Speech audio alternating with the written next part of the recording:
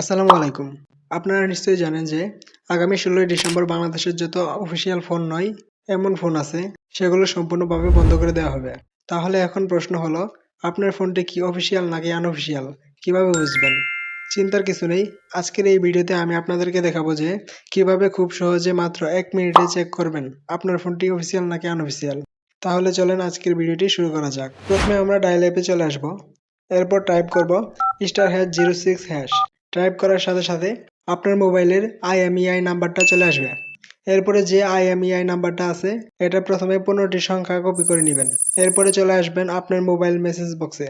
এরপরে এই star chat এই অপশন এ ক্লিক করবেন। তো এই অপশনটা কারো মোবাইলে প্লাস অপশন আছে, আবার কারো ফোনে আমার ফোনের মতো আছে। তো আপনারা এই অপশনে ক্লিক করবেন। তারপর ট্রাইব অপশনে ক্লিক করবেন এবং সার্চ করবেন 16002। দেন এই নাম্বার এর মেসেজ বক্সে মেসেজ পাঠাবেন KYD লিখে স্পেস দিয়ে আপনি প্রথমে যে 15 ডিজিটের নাম্বারটি কপি করেছেন সেটি পেস্ট করে দিবেন। দেন আপনার মেসেজটি সেন্ড করে দিবেন। তারপর BTRC থেকে কিছুক্ষণ পরে রিপ্লাই SMS এর মাধ্যমে আপনাকে জানিয়ে দেওয়া হবে যে আপনার ফোনটি অফিসিয়াল নাকি আনঅফিসিয়াল। সো ভিউয়ার্স, আজকের ভিডিওটি এই পর্যন্তই। আবার দেখা হবে পরবর্তী ভিডিওতে।